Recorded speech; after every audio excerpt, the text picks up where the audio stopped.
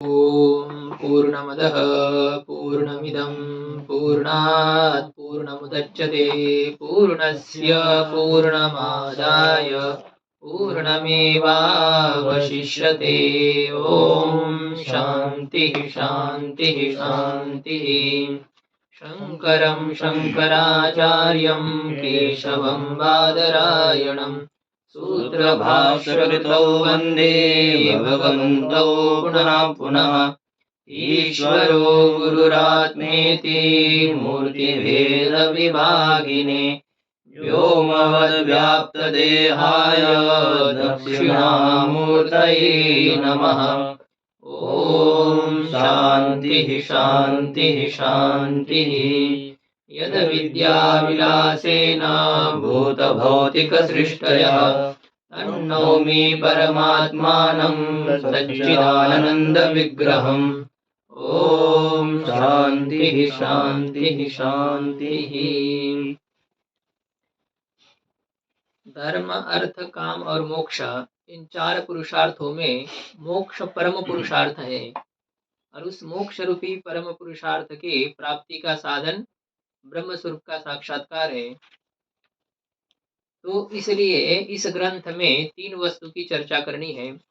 ब्रह्म स्वरूप के साक्षात्कार का विषय जो ब्रह्म है, दूसरा ब्रह्म स्वरूप का साक्षात्कार नाम ब्रह्म का ज्ञान, और तीसरा है ब्रह्म ज्ञान के प्रति कारणीभूत साधन स्वरूप प्रमाण।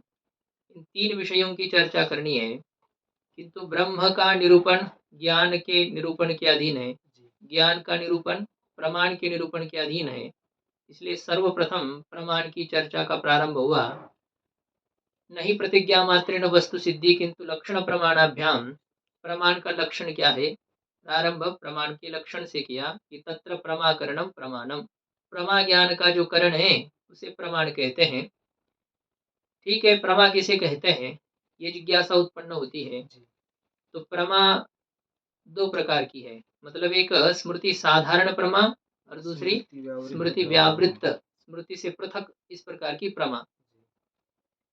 तो जिसमें स्मृति का अंतर्भाव न हो ऐसे प्रमा का लक्षण क्या है? अनधिगत अबाधित विषय ज्ञानत्वम प्रमात्वम, ये प्रमा का लक्षण किया। अज्ञात विषय वाला ऐसा जो ज्ञान है और अबाधित विषय वाला जो ज्ञान है उसे प्रमा कहते हैं। अज्ञात तो यह विशेषण देने के कारण से स्मृति की व्यावृत्ति हो गई, और अबाधितत्व यह विशेषण देने के कारण से भ्रम, अयथार्थ अनुभव, जो तीनों है। तर्क विपर्य है भेदात, संशय विपर्य तर्क भेदा, तीनों प्रकार का जो अयथार्थ अनुभव है उसकी व्यावृत्ति हो गई अबाधितत्व पद के द्वारा। फिर प्रमा का लक्षण समझ में आ गया, लेकिन करण किसे कहते हैं? तो करण का लक्षण टीकाकार ने किया था कि असाधारण कारण होते हुए जो व्यापार वाला हो, अथवा व्यापार वाला हो ऐसा जो असाधारण कारण है उसे करण कहते हैं। स्मृति से अतिरिक्त प्रमा का लक्षण हो गया अनधिगत अबाधित विषय ज्ञानत्वम। अब इसमें टीका की चर्चा हम लोगों को करनी है। इसमें कोई शंका किसी को? हाँ, प्रमायः लक्षणम किम इत्याकांक्षायाम तल्लक्षणमाह। प्रमा का लक्षण क्या है इति आकांक्षायाम, इस प्रकार की आकांक्षा होने पर, इस प्रकार की जिज्ञासा होने पर तद लक्षणम आह। गुरु जी जो पहले प्रथम प्रमा का निरूपण कर रहे हैं इसमें भी कुछ संगति होनी चाहिए। छह संगति में यहाँ पर कोई संगति है जहाँ पर प्रमाण का निरूपण किया जा रहा है प्रारंभ में। ये तो बताया ना अभी, संगति का क्या है वो, उसमें उनमें से घटाना है तो फिर वो एक किसी में लगानी पड़ेगी। छह संगति की चर्चा नहीं, बाकी तो ये संगति तो आपको दी है ना।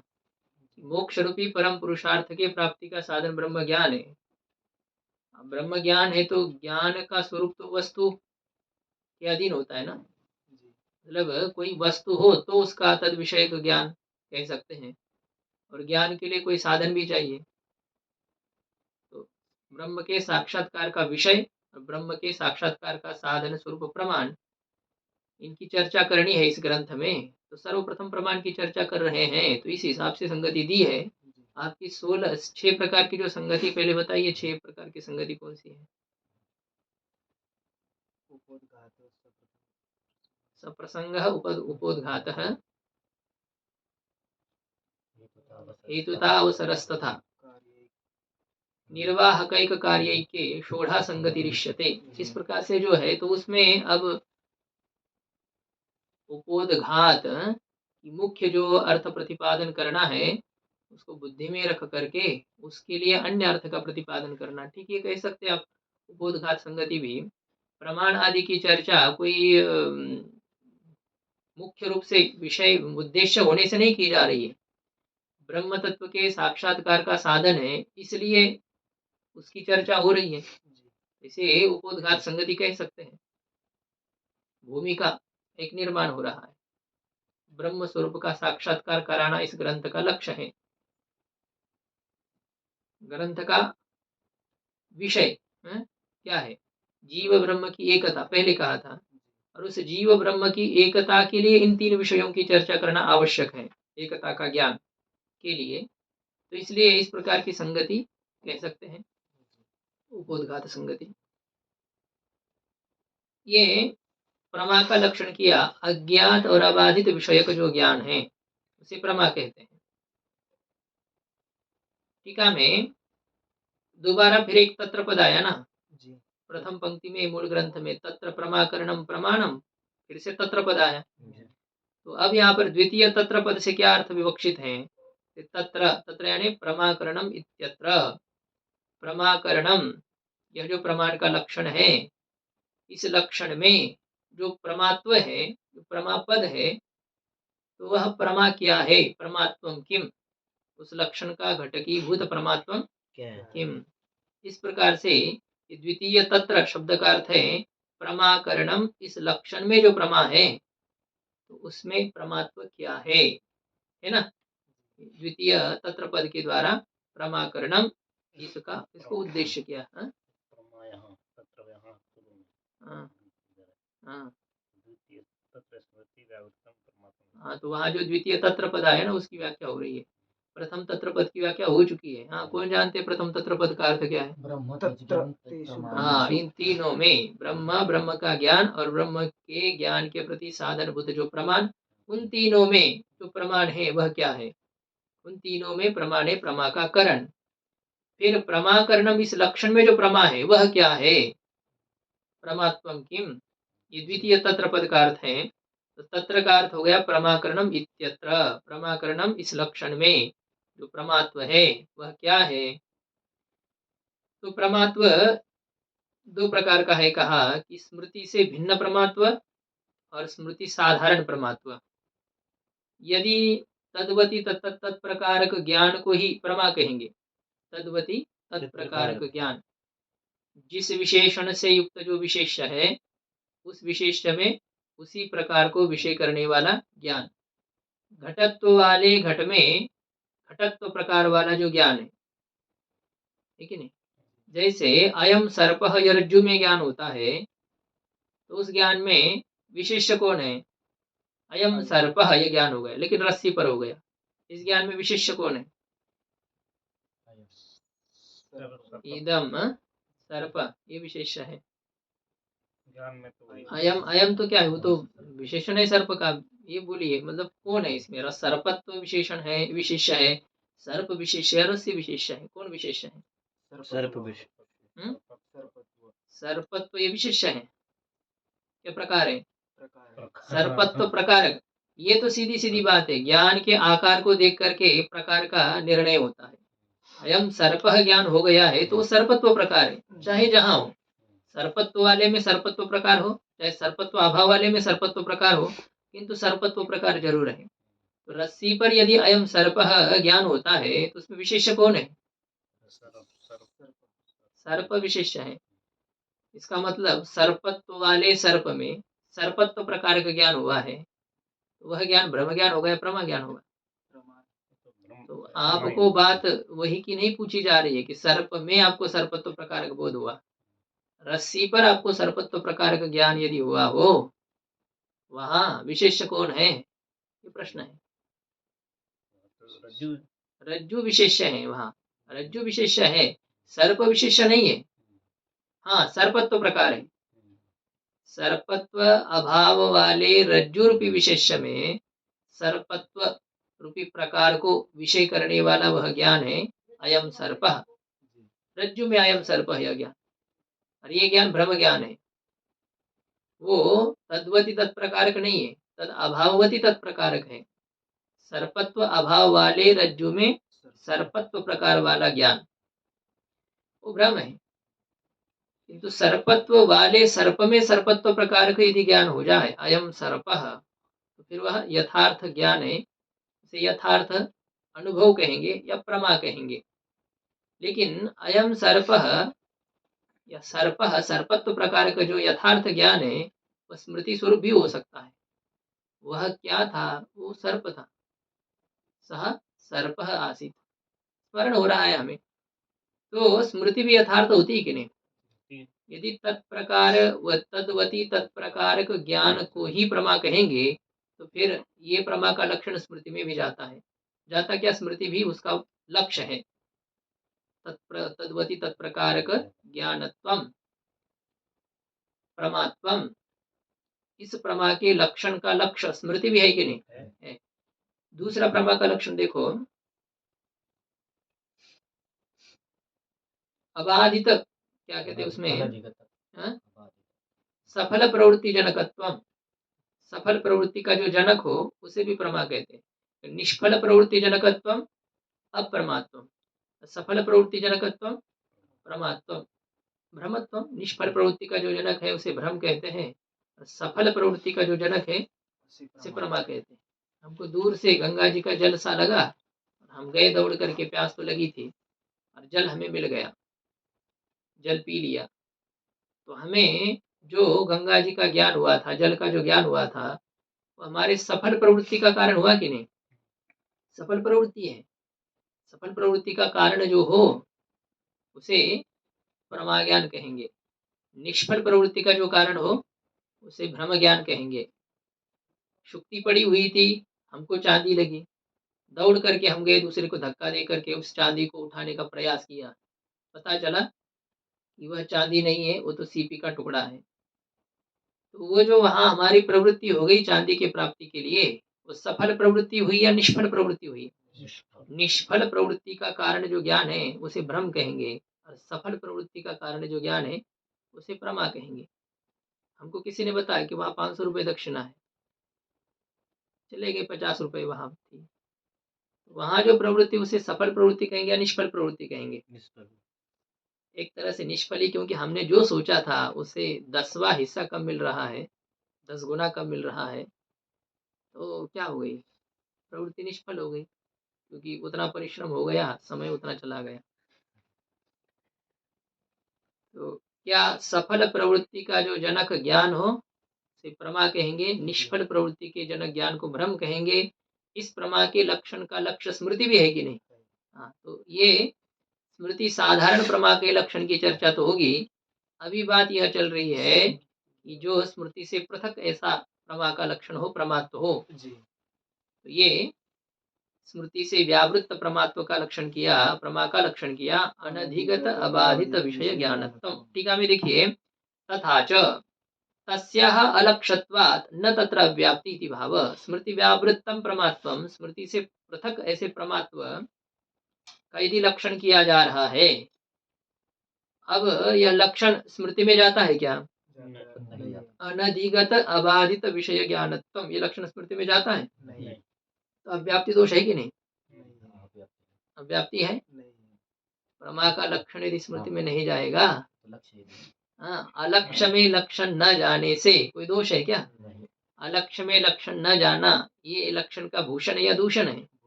भूषण है, नहीं जाना चाहिए उसको। वहां पर हिंदू है, नहीं नहीं वो तो कैसा हिंदू है, मस्जिद में नहीं जाता है, अरे नहीं जाना चाहिए, क्यों जाना है उसको, है कि नहीं? तो ये तस्याः अलक्षत्वात्, तस्याः कस्याः?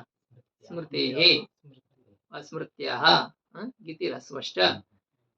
स्मृति में अलक्षता होने के कारण से, स्मृति में लक्षत्व न होने के कारण से, न तत्र अव्याप्ति ही, स्मृति में लक्षण की अव्याप्ति नहीं है, लक्षण में अव्याप्ति नाम का दोष नहीं है, इस प्रकार का भाव है। क्योंकि लक्षण हम उस प्रमा का कर रहे हैं जो स्मृति से भिन्न हो। ठीक है। यदि लक्षण में अनधिगत पद नहीं देंगे, जी अबाधित विषय ज्ञानत्व इतना ही लक्षण हो, तो ये लक्षण कहाँ अतिव्याप्त होगा? स्मृति में। स्मृति में अतिव्याप्त होगा। अबाधित विषय ज्ञानत्व, जिसका बाद न हो इस प्रकार के विषय को विषय करने वाला जो ज्ञान, उसे यदि प्रमा कहेंगे तो यह लक्षण स्मृति में अतिव्याप्त हो जाएगा। तो स्मृतावति व्याप्ति वारणाय अनधिगत इति विषय विशेषणम, स्मृति में अतिव्याप्ति का वारण करने के लिए अनधिगत इति, अनधिगत यह जो पद है यह किस में विशेषण दिया है? विषय में। विषय में विशेषण है। अनधिगतत्वम ये विषय का विशेषण है, ज्ञान का नहीं। अनधिगतत्वम किम? विषयः। अनधिगत न अधिगतः इति अनधिगतः, अज्ञात ऐसे विषय वाला जो ज्ञान, विषय का विशेषण है। ठीक है। यदि अबाधित विषय ज्ञानत्व लक्षण करते हैं तो स्मृति में अतिव्याप्ति हो रही थी, इसलिए अनधिगत पद दे दिया। ठीक है ना, बिल्कुल पदकृत्य के जैसी चर्चा है। अब क्या करो, अबाधित पद को हटा दो, अनधिगत विषय ज्ञानत्व इतना लक्षण करेंगे। क्या करेंगे? अनधिगत विषय ज्ञानत्व, अज्ञात विषय वाला जो ज्ञान है उसे यदि प्रमा कहेंगे तो क्या दोष है? शुक्ति रूप्य ज्ञानादौ तन्निरासाय, शुक्ति रजत शुक्तौ रूप्यम शुक्ति रूप्यम, शुक्ति रूप्यम विषयः यस्य ज्ञानस्य इच्छादेः वा, शुक्ति में रजत को विषय करने वाले जो ज्ञान है, ज्ञान इच्छादिक है, उसमें अतिव्याप्ति का वारण करने के लिए अबाधित यह पद दिया है। शुक्ति में जो रजत विषय का ज्ञान है वो पहले से ज्ञात है क्या? नहीं, अज्ञात विषय वह ज्ञान तो है। तो अज्ञात विषय का ज्ञान को ही प्रमा कहेंगे। तो शुक्ति में रजत का ज्ञान, रस्सी में सर्प का ज्ञान, स्थानु में पुरुष का ज्ञान, ये जो होता है मृगजल में, वो जो मृगजल मतलब क्या होता है, जो सूर्य के जो किरण है तो उसमें, हाँ, तो उसमें जल का ज्ञान, ये सभी अज्ञात विषय का ज्ञान है कि नहीं? हाँ, तो अज्ञात विषय का ज्ञान को ही यदि प्रमा कहेंगे तो शुक्ति में रजतादि का जो ज्ञान है उस ज्ञान में अतिव्याप्ति का निराश करने के लिए उसमें लक्षण यदि जाएगा तो लक्षण में अतिव्याप्ति दोष आएगा। उसका निराकरण करने के लिए लक्षण में अबाधित इति, अबाधित यह विशेषण दिया है। यह अबाधितत्व ये किसका विशेषण है? विषय का ही। ये भी विषय का ही विशेषण है। अबाधित ऐसा जो विषय है, बाधित न होने वाला ऐसा विषय। वैसे ये ज्ञान के साथ इसमें जोड़ने में कोई आपत्ति नहीं आएगी, अबाधित विषय वाला ऐसा जो ज्ञान। तो अबाधित विषय अथवा अबाधित विषय का ज्ञान, वैसे विषय में अबाधितता जो होती है ना वो ज्ञान के द्वारा ही होती है। जिस ज्ञान का विषय विद्यमान हो वहां, तो वह ज्ञान अबाधित विषय वाला हो। बाधित विषय ना हो जिसका, ऐसा उस ज्ञान को अबाधित विषय वाला ज्ञान कहेंगे। और बाधित न होने वाला इस प्रकार का जो विषय है, जो विषय बाधित न हो। ठीक है, विषय का भी लक्षण जोड़ सकते हैं हम दोनों भी, कि जो विषय अज्ञात हो और जो विषय अबाधित हो, जिसका बाध न हो। जैसे शुक्ति में रजत बाधित है, बाधित विषय है। तो यदि अज्ञात विषयक ज्ञान को ही प्रमा ज्ञान कहेंगे तो यह लक्षण शुक्ति में रजतादि जो ज्ञान है तो उस ज्ञान में अतिव्याप्त हो जाएगा। तो उसमें अतिव्याप्ति का वारण करने के लिए विषय का दूसरा एक विशेषण जोड़ा, अबाधित, अबाधितत्व, विषय में अबाधितता होनी चाहिए। यह विषय बाधित है शुक्ति रजतादि स्थल पर। ठीक है, लक्षण क्या हो गया? अनधिगत अबाधित विषय ज्ञानत्व, अबाधितत्व, यह विशेषण जोड़ने से अभी शुक्ति रजत ज्ञान में अतिव्याप्ति नहीं होगी। लेकिन अब अनधिगत अबाधित विषयत्व इतना ही लक्षण करना चाहिए। अनधिगत अबाधित विषय वाला जो हो, अब वो अपने आप ही ज्ञान ही रहेगा, इसमें ज्ञान पद देने की क्या आवश्यकता है, ये शंका होती है। ज्ञान पद की क्या जरूरी है? तो कहते हैं ज्ञान पदम तो स्वरूप कथनाय, ज्ञान पद किस लिए है? स्वरूप कथन। प्रमा के स्वरूप का बोधन करने के लिए। प्रमा इच्छा स्वरूप है, या प्रमा कृति स्वरूप है, या प्रमा ज्ञान स्वरूप है? ज्ञान स्वरूप है। इन सब के विषय होते हैं, संस्कार का विषय होता है, स्मृति का विषय होता है, ज्ञान का विषय होता है। स्मृति चाहे अनुभव हो चाहे स्मृति हो, ज्ञान का विषय होता है, राग आदि का विषय होता है, कृति का विषय होता है, इच्छा का विषय होता है कि नहीं? जिस वस्तु की हमें इच्छा हो रही है वह इच्छा का विषय है, जिस विषय को कृति हो रही है, संकल्प हो रहा है, वो कृति का विषय है, जिस विषय में हमारी आसक्ति है वो राग का विषय है, जिस वस्तु में हमारा द्वेष है द्वेष का विषय है। तो जो अज्ञात और अबाधित विषय वाला हो उसे यदि प्रमा कहेंगे तो क्या होगा? तो क्या इच्छा आदि में अतिव्याप्ति होगी? कह रहे हैं कि नहीं, ज्ञान पद इच्छा आदि में अतिव्याप्ति का वारण करने के लिए नहीं है, वह केवल स्वरूप का बोधन करने के लिए, कि प्रमा जो है ज्ञान स्वरूप है, ज्ञान पद देने की वैसे कोई आवश्यकता नहीं है। स्वरूप बोधक ऐसा कह दिया। इच्छा भी तो ज्ञान का हाँ? विषय, इच्छा भी तो ज्ञान का ही विषय है। इच्छा ज्ञान का वैसे ज्ञान से उत्पन्न होती है, लेकिन इच्छा एक अलग है। इच्छा चाह है, वह भी एक अंतःकरण की वृत्ति ही है, लेकिन ज्ञान से भिन्न वृत्ति है। ज्ञान उसका कारण होता है और इच्छा उसका कार्य है ज्ञान का। इच्छा है, कृति है, राग है, द्वेष है। देखिए इच्छा का विषय भी कभी अबाधित और अज्ञात हो सकता है क्या? क्यों नहीं हो सकता है? देखिए चांदी का टुकड़ा सही में पड़ा है सामने, तो उसको देख करके उसको उठाने की इच्छा होती है। जब ज्ञान हो गया तो उठाने की इच्छा होती है। हाँ? नहीं नहीं, कल ही हम संन्यास दीक्षा लेकर के आए हैं, उठाने की इच्छा होगी? होगी उसमें क्या? तो अबाधित और अनधिगत ऐसा विषय इच्छा का भी तो है। यदि चांदी पड़ी हुई है तो चांदी में रजतत्व प्रकारिका जो इच्छा होगी, रजत में जो रजतत्व प्रकारिका इच्छा है, तो उस इच्छा का विषय पहले ज्ञात है। देखिए एक ये है, उसका विषय कभी बाधित तो नहीं है, इच्छा का विषय बाधित नहीं है, क्योंकि रजत है, शुक्ति की बात नहीं चल रही है, रजत मौजूद है वहां पर, तो अबाधित विषय है, इच्छा अबाधित विषय वाली है। लेकिन ये बताइए कि जिस रजत की आपको इच्छा हो रही है, क्या उस इच्छा का विषय रजत पहले ज्ञात है? इच्छा कब होती है? ज्ञात है तभी तो इच्छा तब होती जब ज्ञान हो, ज्ञान पूर्वक ही तो इच्छा होती है। इच्छा का विषय हमेशा ज्ञात होता है, अज्ञात विषय की इच्छा कभी होती ही नहीं है। इसलिए अनधिगत यह जो विषय का विशेषण दिया है ना, इससे इच्छा आदि की व्यावृत्ति होती है। इच्छा अज्ञात विषय नहीं होती है, संकल्प अज्ञात विषय नहीं होता है, कृति राग अज्ञात विषय नहीं होता है, द्वेष अज्ञात विषय नहीं होता है। आप जिसको जानते हैं नहीं, छोटा सा बच्चा देखिए ना, सांप को ही मतलब उठाने के लिए दौड़ता है, उसके पास जाता है, वो जानता नहीं है ना ये सांप है, ये काटता है, द्वेष नहीं है, ज्ञात विषय में ही द्वेष होता है। तो ये ज्ञान पद इच्छादि में अतिव्याप्ति का वारण करने के लिए दिया है, यह कहना उचित नहीं है, क्योंकि इच्छादि की व्यावृत्ति किस विशेषण से होती है? अनधिगतत्वम, ये जो विषय का विशेषण है उससे ही इच्छादि की व्यावृत्ति होने के कारण से ज्ञान पद यहाँ पर केवल स्वरूप के बोधन में है, स्वरूप का कथन करने में है।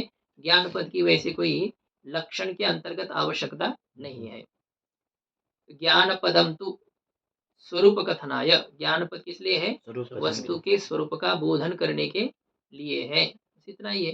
चैत्र ब्राह्मण, या तो क्या द्विजोत्तम ब्राह्मण, द्विजोत्तम कहने से ब्राह्मण तो आ ही गया, लेकिन फिर भी अब उसके स्वरूप का बोधन करने के लिए किया उस प्रकार के शब्द का प्रयोग।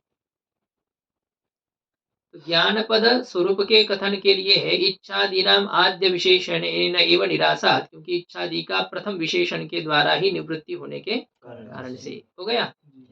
अथवा दूसरी प्रकार से इसका विचार करते दूसरे पद्धति से, ज्ञान पद का प्रयोजन है, ज्ञान स्वरूप का बोधक नहीं है ज्ञान पद, उसका प्रयोजन है। क्या प्रयोजन है? चक्षुरादि में अतिव्याप्ति का वारण करने के लिए ज्ञान पद दिया है। चक्षुरादि में ज्ञान पद न हो ना तो चक्षुरादि में अतिव्याप्ति हो जाएगी। अयम घटः ज्ञान हो रहा है, घट है सामने, अयम घट है ज्ञान हो रहा है। ज्ञान किस इंद्रिय से हो रहा है? चक्षुरिंद्रिय से हो रहा है। चक्षुरिंद्रिय का विषय कौन है? घट। चक्षुरिंद्रिय जनित ज्ञान का विषय घट है। वो घट अज्ञात है ज्ञात है? ज्ञात है। चक्षु से घट दिखने से पहले घट ज्ञात था? नहीं था। इसका मतलब चक्षु जिसको विषय कर रही है ना, वो विषय पहले अज्ञात था और वो अबाधित है, इसका बाध नहीं होता है। शुक्ति पर रजत प्रतीत हो रहा है, यह बात नहीं है। घट में घटत्व प्रकार का ज्ञान हो रहा है, तो उसका विषय जो घट है वह अबाधित है कि नहीं? तो घट अबाधित है, घट रूपी विषय अज्ञात है, अनधिगत और अबाधित ऐसे घट रूपी विषय वाली कौन है? चक्षु है। चक्षु क्या है? ऐसे अनधिगत अबाधित विषय वाली है। तो अनधिगत अबाधित विषयत्व, इतना ही यदि लक्षण करेंगे प्रमा का, ये लक्षण कहाँ अतिव्याप्त हो जाएगा? चक्षुरादिक इंद्रियों में अतिव्याप्त हो जाएगा। यद्वा अथवा कह रहे चक्षुरादिषु अतिव्याप्ति वारणार्थम, चक्षुरादि में अतिव्याप्ति का वारण करने के लिए ज्ञान इति, ज्ञान यह पद दे दिया है। बुद्धि विषय कभी बाधित कभी अबाधित ही हो सकता है। कभी अबाधित विषय मतलब बाधित विषय हो सकता है ना। जब अबाधित होगा तब की बात है। चक्षु से जब अबाधित, वैसे ये है कि न्याय मत के अनुसार चाहे शुक्ति में रजत का ज्ञान हो चाहे रजत में रजत का ज्ञान हो, इंद्रिय से ही होता है। दूषित इंद्रिय से भ्रम ज्ञान होता है, निर्दुष्ट इंद्रिय से प्रमा ज्ञान होता है, ऐसा उनका कहना है। कारण जो है वो चक्षु इंद्रिय को मानते हैं, ऐसे ही हो रहा है। तो अबाधितता जब है तब की बात है। चक्षु में लक्षण जाएगा कि नहीं? निर्दुष्ट चक्षु में तब है। बाधित स्थल पर तो ठीक है, इष्ट है कि नहीं जाना चाहिए तो नहीं जाएगा। लेकिन जब चक्षु का विषय सामने मौजूद है और आपको उस प्रकार से दिखाई दिया, तो क्या है? अनधिगत अबाधित विषय वाली चक्षु हो गई। चक्षु को ही प्रमा कहना पड़ेगा। चक्षु प्रमा है या प्रमाण है? हाँ, चक्षु रूपी प्रमाण में प्रमा का लक्षण यदि चला जाए तो अतिव्याप्ति दोष है। चक्षुरादिषु अतिव्याप्ति वारणार्थम, चक्षुरादि में अतिव्याप्ति का वारण करने के लिए ज्ञान इति, ज्ञान यह पद दिया है। अब ज्ञान पद देने से चक्षु ज्ञान है क्या? नहीं, क्योंकि ज्ञान शब्द में जो ल्युट प्रत्यय है, ज्ञा अवबोधने धातु से भाव में करना है। ज्ञप्तिर ज्ञानम, जानना ही ज्ञान है। चक्षु भी ज्ञान पद का वाच्य तो हो सकती है, ज्ञायते अनेनेति ज्ञानम। यदि करण में ल्युट प्रत्यय करेंगे तब तो फिर अनधिगत अबाधित विषय ज्ञानत्व भी चक्षु में है, क्योंकि अज्ञात अबाधित विषय वाले ज्ञान का जो साधन करण, तो उसे कहेंगे अनधिगत अबाधित विषय ज्ञानम, तस्य भाव ज्ञानत्वम। ये तो चक्षु में भी है।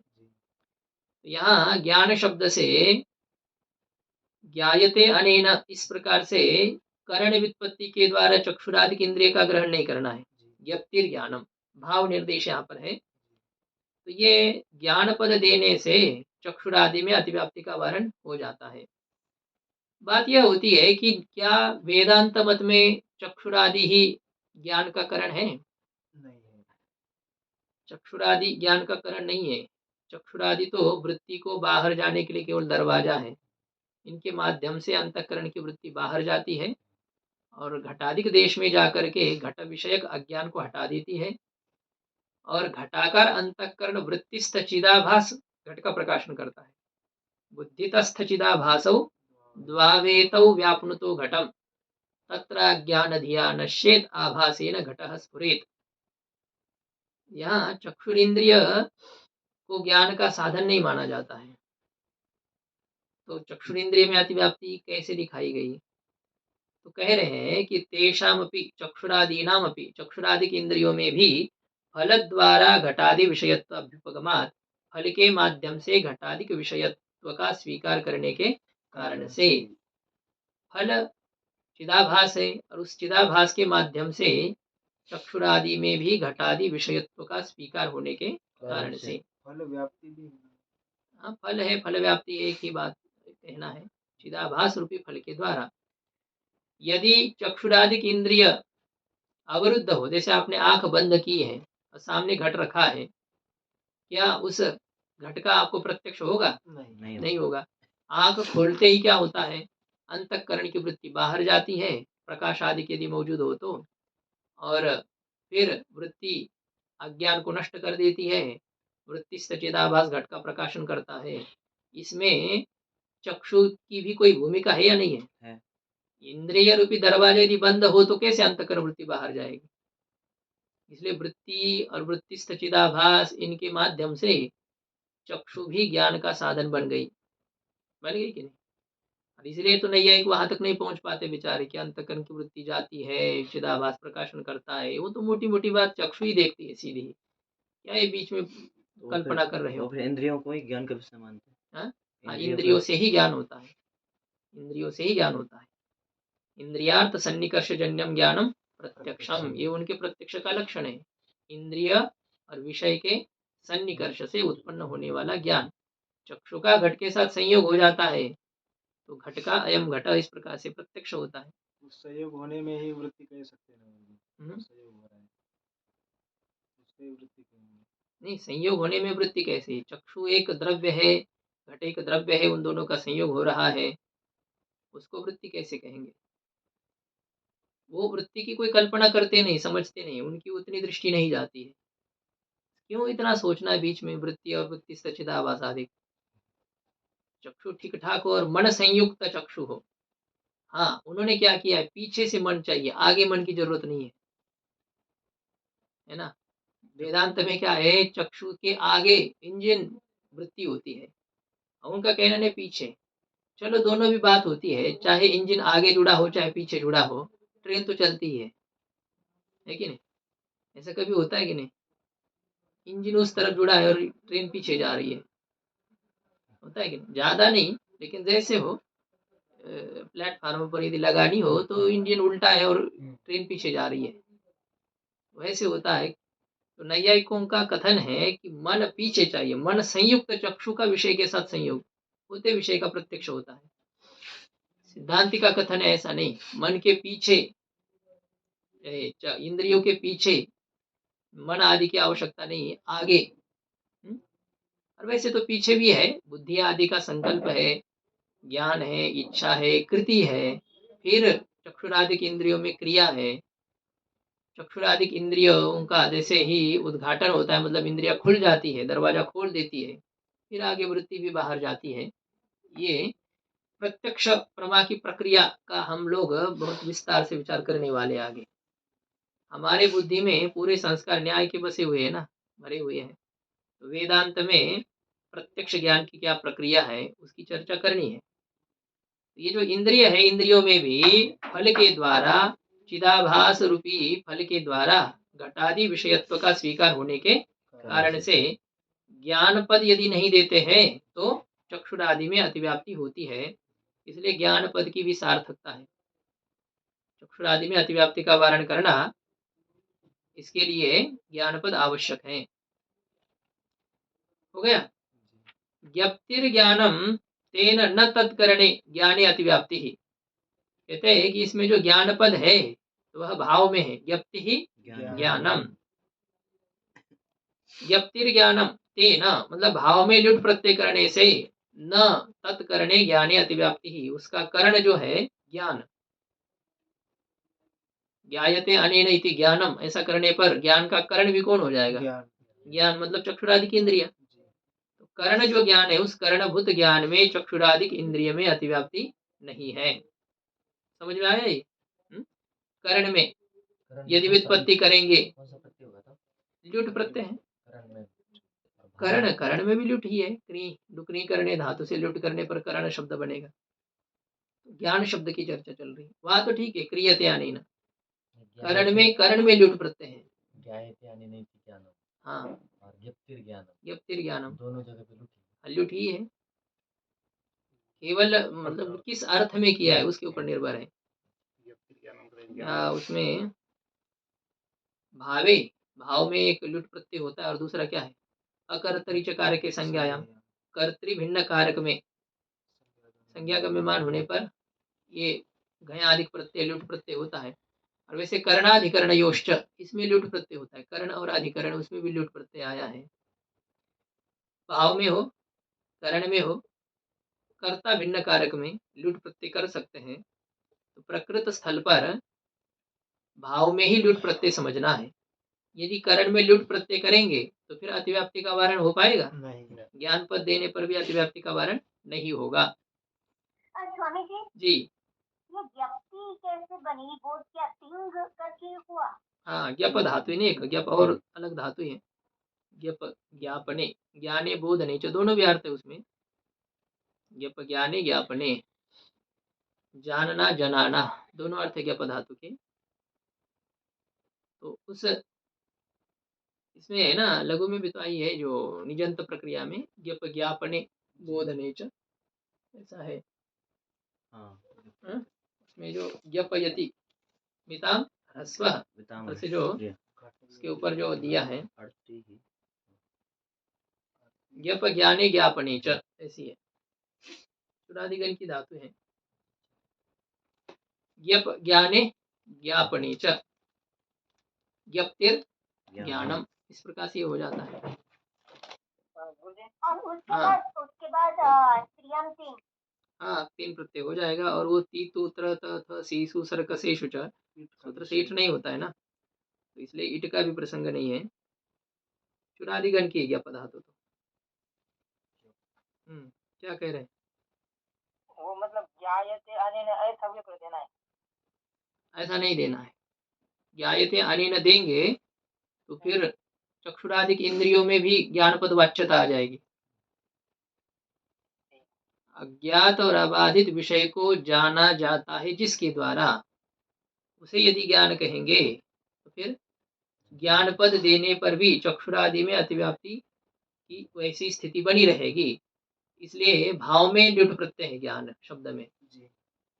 तो ज्ञान स्वरूप तो चक्षुरादिक इंद्रिय है नहीं, इसलिए ज्ञान पद देने से ज्ञान के कर्ण जो चक्षुरादिक ज्ञान है, ज्ञायते अनेन इस पद के द्वारा, इस व्युत्पत्ति से उसमें अतिव्याप्ति नहीं होगी।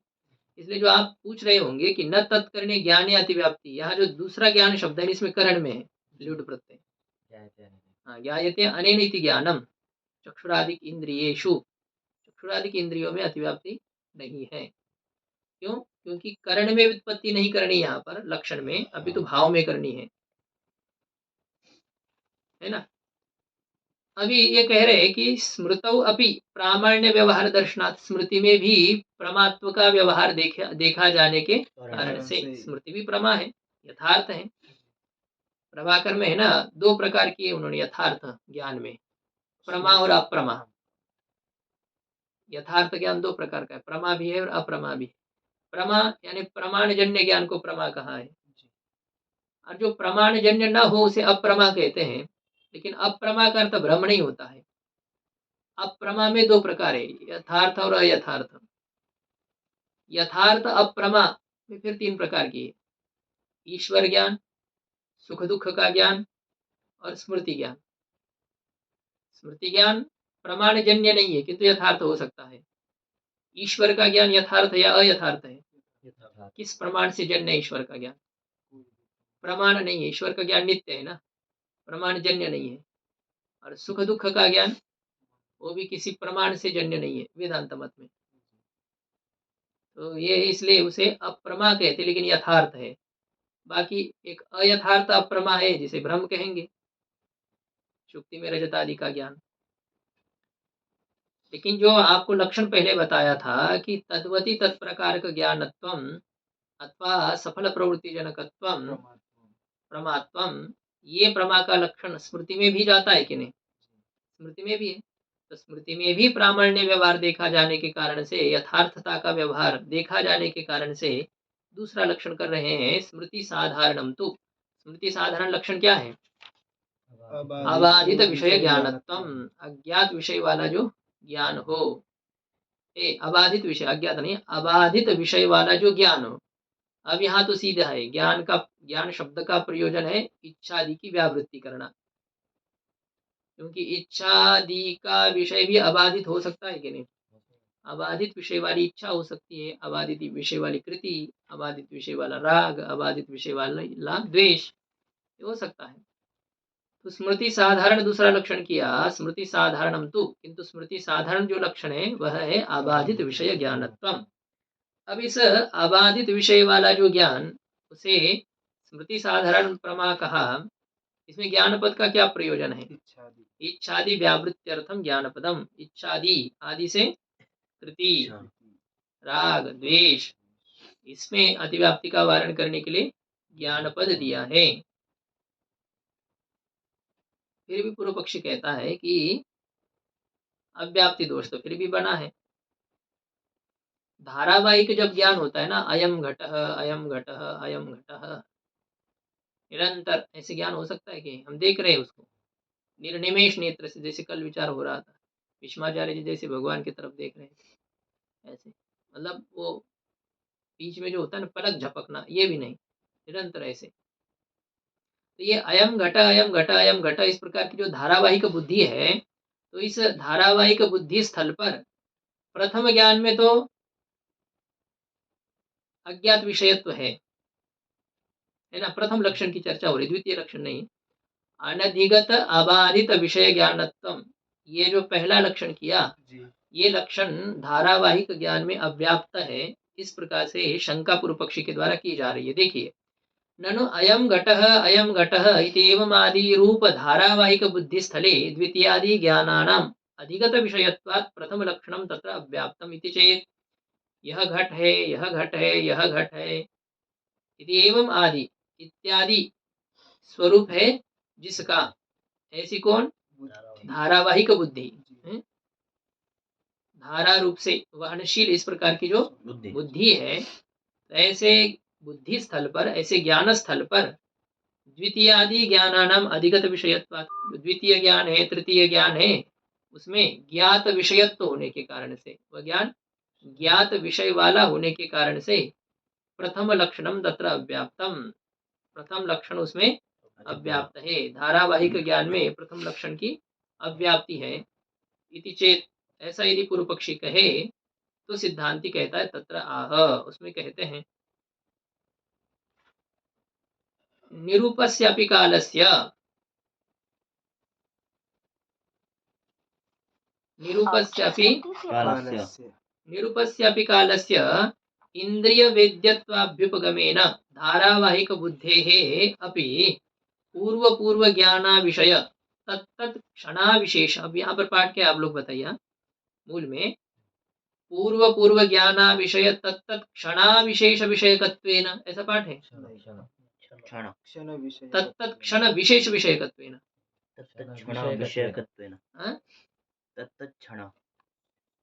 पूर्व पूर्व क्षण, ठीक है, तत्त क्षण विषयकत्वेन, ऐसा यहाँ थोड़ा सा गलत पाठ था, और वो शिखामणि में तो और थोड़ा सा अलग पाठ है, यहाँ तो गलत ही था। ठीक है, देखते हैं, देखो, निरूपस्यापि कालस्य, देखो प्रतीति होती है कि इदानीं घटः अस्ति, इदानीं घटः वर्तते, अस्ति, यह ज्ञान आपको जो हो रहा है, अब इसमें काल भी इंद्रिय का वेद्य है, ये स्वीकार करना पड़ेगा।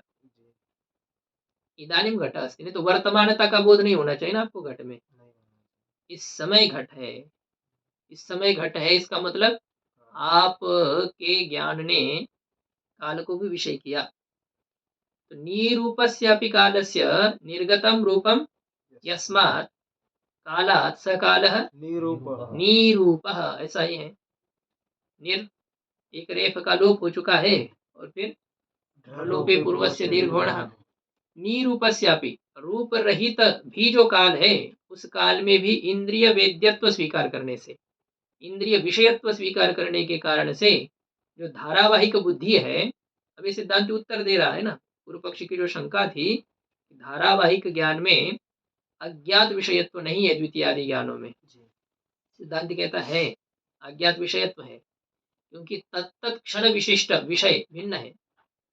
प्रथम क्षण विशिष्ट जो घट है वो जिस ज्ञान का विषय बना है ना, तो दूसरा क्षण विशिष्ट घट का जो ज्ञान है वह प्रथम क्षण विशिष्ट घट को विषय कर रहा है क्या? दूसरे क्षण में जो ज्ञान है वो प्रथम क्षण विशिष्ट घट को विषय नहीं कर रहा है, अपितु द्वितीय क्षण विशिष्ट घट को विषय कर रहा है। द्वितीय क्षण विशिष्ट घट पहले ज्ञात था? नहीं था। तृतीय क्षण में जो ज्ञान हो रहा है वो तृतीय क्षण विशिष्ट घट को विषय कर रहा है, तृतीय क्षण पहले ज्ञात नहीं था।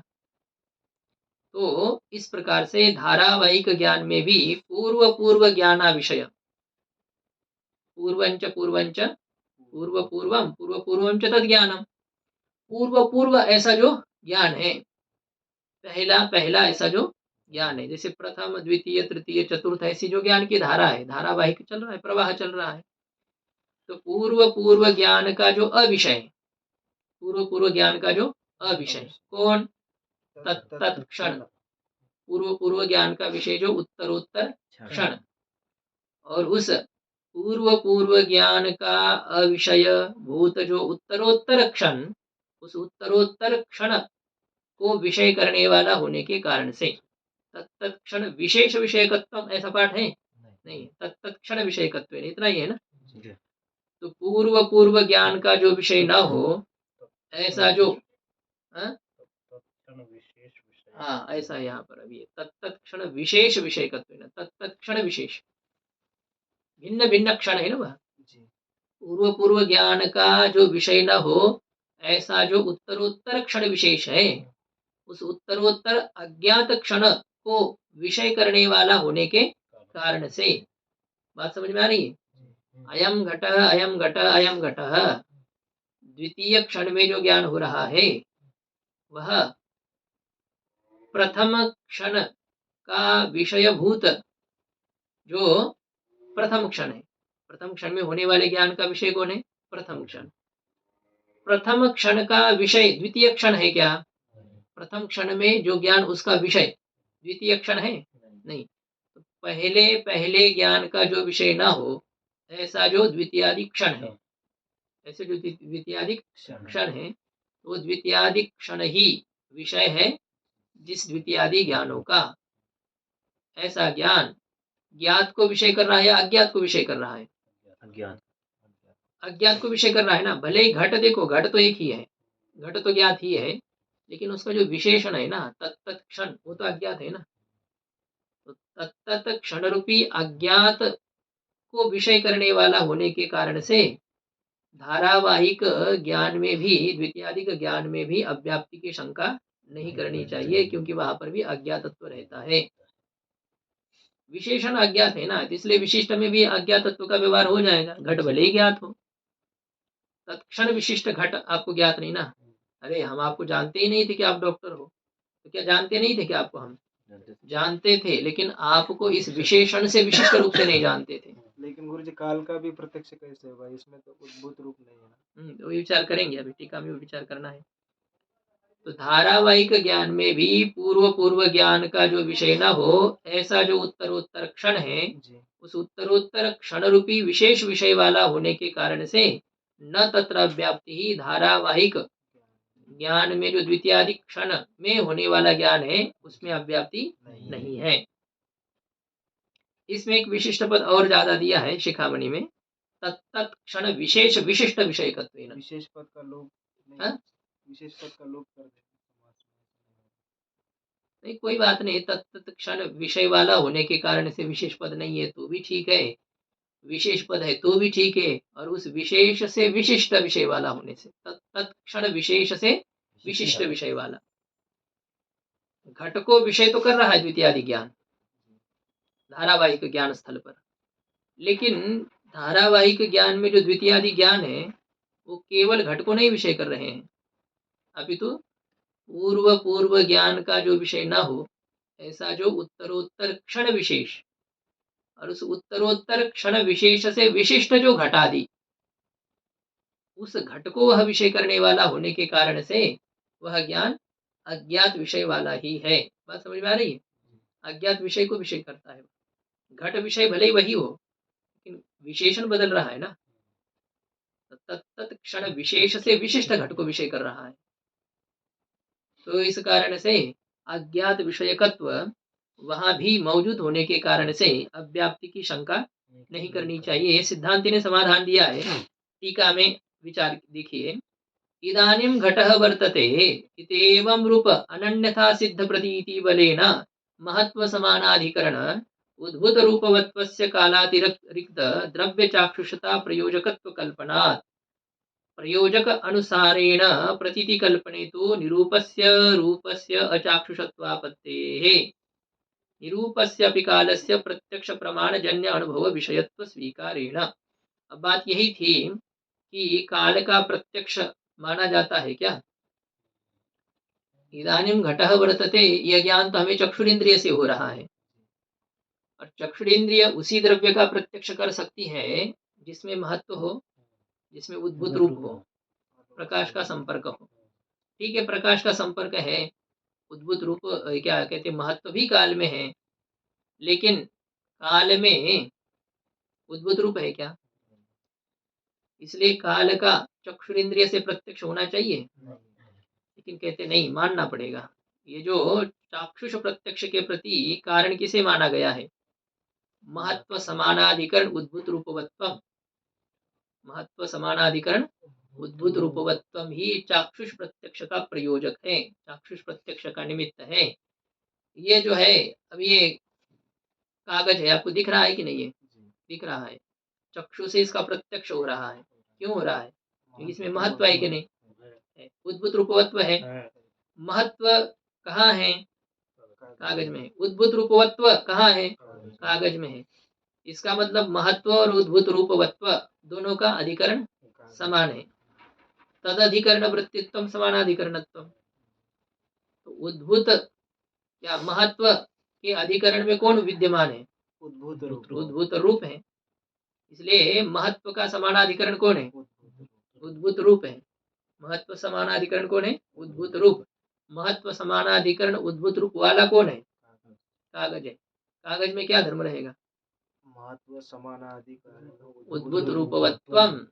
ये जो है ना, यही चाक्षुष प्रत्यक्ष का निमित्त है। इसमें महत्व समानाधिकरण उद्भूत रूपवत्व है, इसलिए आप अपने चक्षु से इसको देख पा रहे हो, इसको जान पा रहे हो। चाक्षुष प्रत्यक्ष का निमित्त है। ये काल में है क्या? नहीं है। महत्व समानाधिकरण उद्भूत रूपवत्व वहां है? नहीं है ना।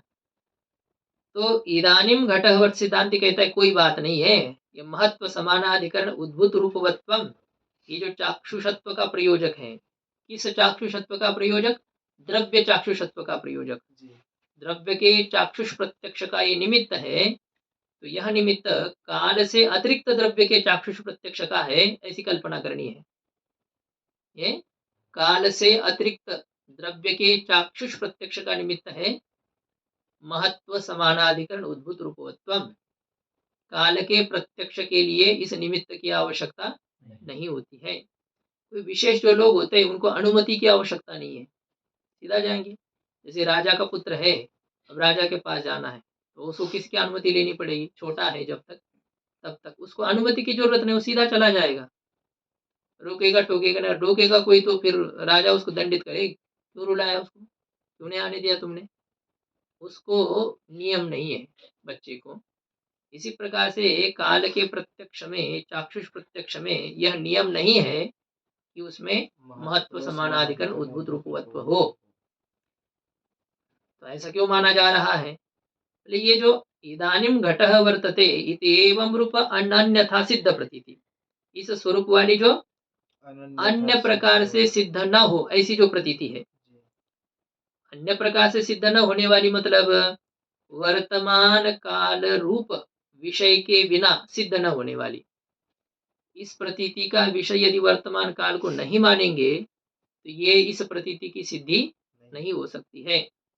जैसे दिन में भोजन न करने वाले चैत्र में रात्रि भोजन की कल्पना नहीं करेंगे तो उसकी स्थूलता संभव नहीं हो सकती है। ठीक इसी प्रकार से इदानीम घटः वर्तते, ये जो प्रतीति है, यह प्रतीति वर्तमान काल को विषय किए बिना संभव हो सकती है क्या? नहीं। तो ये अनन्यथा सिद्ध प्रतीति का अर्थ है वर्तमान काल रूप विषयम बिना अनुपपद्यमाना। शिखामणि की जो मणिप्रभा टीका है ना, उसकी ये पंक्ति है वर्तमान काल रूप विषयम बिना अनुपपद्यमाना। इदानीम घटः वर्तते, यह प्रतीति वर्तमान काल रूप विषय के बिना सिद्ध नहीं हो सकती है, ये अन्य प्रकार से सिद्ध नहीं है। काल को विषय किए बिना ये प्रतीति सिद्ध नहीं हो सकती है। तो इदानीम घटः वर्तते, इस स्वरूप वाली जो अन्य प्रकार से सिद्ध न होने वाली प्रतीति है, उस प्रतीति के बल से क्या कल्पना करनी पड़ेगी? महत्व समानाधिकरण उद्भूत रूपवत्वम।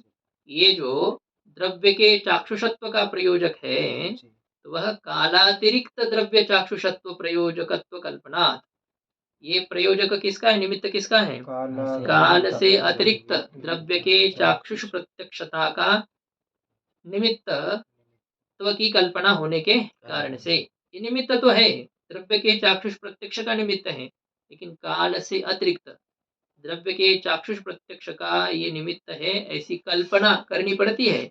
नहीं करेंगे तो गड़बड़ हो जाएगी। फिर रात्रि भोजन नहीं करेंगे तो फिर स्थूलता नहीं बनेगी। ऐसे ही यदि काल से अतिरिक्त द्रव्य चाक्षुष प्रत्यक्ष का प्रयोजक महत्व समानाधिकरण उद्भूत रूपवत्व को नहीं मानेंगे तो क्या होगा? क्या होगा? इदानीम घटः वर्तते, इस प्रतीति की सिद्धि नहीं हो पाएगी। लेकिन प्रतीति तो सिद्ध है, इसलिए मानना पड़ेगा ये महत्व समानाधिकरण उद्भूत रूपवत्वम, ये काल से अतिरिक्त द्रव्य के चाक्षुषत्व का प्रयोजक है।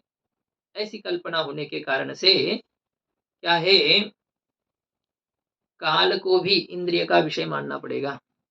काल भी चाक्षुष प्रत्यक्ष का विषय है, स्वीकार करना पड़ेगा।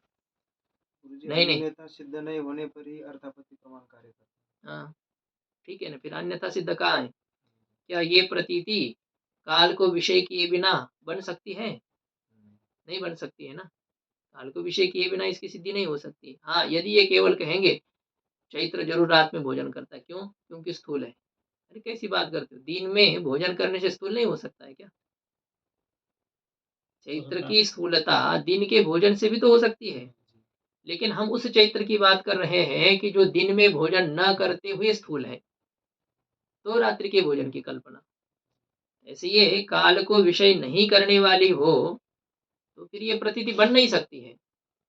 इसलिए मानना पड़ेगा कि काल से अतिरिक्त द्रव्य के चाक्षुष प्रत्यक्ष का प्रयोजक है महत्व समानाधिकरण उद्भूत रूपवत्व। नहीं, ये कुछ भी आप मानने जा रहे, जबरदस्ती से थोप रहे हैं, कोई बात नहीं। देखो, यदि तुम इस प्रयोजक का ही अनुसरण करोगे ना, तो प्रयोजक अनुसारेण प्रतीति कल्पने, प्रयोजक के अनुसार प्रतीति की कल्पना करने पर निरूपस्य रूपस्य चाक्षुषत्वापत्ति है। रूप रहित जो रूप है, रूप में रूप है क्या? नहीं है। तो रूप रहित रूप में अचाक्षुषत्व का प्रसंग आने के कारण से, हालांकि ये भी एक थोड़ा सा ढीलापन है यहाँ, क्योंकि द्रव्य के चाक्षुष प्रत्यक्ष का प्रयोजक कहा जा रहा है, वस्तु मात्र के चाक्षुष प्रत्यक्ष की बात नहीं हो रही है ना। और ये कह रहे कि यदि प्रयोजक का अनुसरण करेंगे तो रूप में भी अचाक्षुषत्व का प्रसंग है, जो बात कही जा रही है। तो ये थोड़ा सा ये है, चाक्षुष प्रत्यक्ष का प्रयोजक नहीं है ये। महत्व समानाधिकरण उद्भूत रूपवत्वम, ये चाक्षुष प्रत्यक्ष का निमित्त है क्या? नहीं। किसका निमित्त है? द्रव्य के चाक्षुष प्रत्यक्ष का निमित्त है। ये तो गुण है, तो गुण के प्रत्यक्ष के लिए ये महत्व समानाधिकरण उद्भूत रूपवत्व की कोई आवश्यकता नहीं है। प्रयोजक अनुसारेण प्रतीति कल्पने, प्रयोजक के अनुसार प्रतीति की कल्पना करने पर तो रूप रहित रूप में भी अचाक्षुषत्व का प्रसंग आने के कारण से क्या है, ये महत्व समानाधिकरण उद्भूत रूपवत्व ये जो प्रयोजक हैं ये कोई सर्वत्र स्थायी रूप से स्वीकार करना समुचित नहीं है। काल से अतिरिक्त स्थल पर उसको स्वीकार करना चाहिए, जैसे रूप आदि स्थल पर नहीं है। रूप है और क्या है, संख्या है, परिमाण है, पृथक्त्व है, संयोग, विभाग, ये जितने जितने चाक्षुष प्रत्यक्ष के विषय गुण हैं, क्रिया है, जाति है, तो उन सभी में महत्व समानाधिकरण उद्भूत रूपवत्व कहाँ रहेगा? नहीं रहेगा। परंपरा से महत्व भले ही रहे जहाँ कहीं, बाकी तो ऐसा नहीं बनता है। निरूपस्यापि कालस्य प्रत्यक्ष प्रमाणजन्यानुभव विषयत्व स्वीकारेण धारावाहिक बुद्धेः अपि पूर्व ज्ञान विषय तत्तद उत्तर क्षण विशेष विषयकत्वेन अधिगत विषयत्वाभावात् न तत्र धारावाहिक बुद्धि स्थले अव्याप्ति। सिद्धांत कहता है कि काल यद्यपि रूप रहित है, रूप रहित काल में भी प्रत्यक्ष प्रमाण से उत्पन्न अनुभव की विषयता स्वीकार करने के कारण से, प्रत्यक्ष प्रमा की विषयता स्वीकार करने के कारण से धारावाहिक जो बुद्धि है उसमें भी पूर्व ज्ञान का अविषय जो तत्तद उत्तर क्षण है, जो पूर्व ज्ञान का विषय न हो, ऐसा जो उस ज्ञान का जो उत्तर क्षण है, उस उत्तर क्षण रूपी विशेष विषय वाला होने के कारण से, उत्तरोत्तर जो ज्ञान है ना वो कैसा है, पूर्व ज्ञान का अविषय जो उत्तरोत्तर क्षण, उस उत्तरोत्तर क्षण विशेष विषय वाला होने के कारण से, क्षण विशेष से विशिष्ट विषय वाला होने के कारण से अधिगत विषयत्वाभावात्, उसमें ज्ञात विषयत्व नहीं है, अज्ञात विषय वाला ही है वो। तो अज्ञात विषय वाला होने के कारण से, ज्ञात विषय वाला न होने के कारण से न तत्र धारावाहिक बुद्धि स्थले अव्याप्ति ही, वहां जो धारावाहिक बुद्धि है उस स्थल पर अव्याप्ति का प्रसंग नहीं है। ये बात समझ में आ गई यहाँ तक? हाँ, धारावाहिक बुद्धि स्थल पर अव्याप्ति का प्रसंग नहीं है, क्योंकि तत्त क्षण अज्ञात है। तो तत्त क्षण अज्ञात होने के कारण से तत्त क्षण विशिष्ट विषय भी अज्ञात है, उसको विषय करने वाला ज्ञान में प्रथम लक्षण के अव्याप्ति की शंका नहीं है। अब देखिए एक ये है, तो अब इसको पूरा करते इस विषय को ही, न च एवं शब्द धारावाहिक द्वितीयादि ज्ञानेषु अव्याप्ति ही। कहते ठीक है, ये प्रत्यक्ष ज्ञान की बात छोड़ दो, शब्द धारा भी हो सकती है कि नहीं। गामा ने कह दिया तो आपको निरंतर ऐसी धारा हो रही है, गो को ले आओ, गो को ले आओ, गो को ले आओ, ऐसे सोचते कि ना आदमी, किसी ने कुछ बोल दिया तो वही मन में है, वही बारंबार आता रहता है। हमारा अपमान किया हो किसी ने तो वही दिमाग में घूमता रहता है। तो उसमें ये जो शाब्द धारावाहिक द्वितीयादि ज्ञान हो रहे हैं, निरंतर धारा जो शाब्द बोध की चल रही है, तो उसमें तो अव्याप्ति है, उसमें अज्ञातता है क्या विषय में? नहीं है। तो उसमें तो अव्याप्ति होनी ही पड़ेगी, माननी ही पड़ेगी। तो ये शंका होने पर सिद्धांति कहता है कि ऐसा नहीं कहना, ऐसी शंका नहीं करनी चाहिए। शाब्द धारावाहिक द्वितीयादि ज्ञान में अव्याप्ति है, ऐसी शंका नहीं करनी चाहिए। क्यों? क्योंकि आकांक्षायाः पदार्थ ज्ञानस्य च अभावेन तत्र धारावाहिक बुद्धिरेव सिद्धे। सिद्धांत कहता है कि वहां धारावाहिक बुद्धि बनती ही नहीं है, क्योंकि द्वितीयादि क्षणों में आकांक्षा ही नहीं है। आकांक्षा शाब्द बोध का कारण है कि नहीं? क्या है? पदस्य पदांतर व्यतिरेक प्रयुक्त अन्वय अननुभावकत्वम आकांक्षा।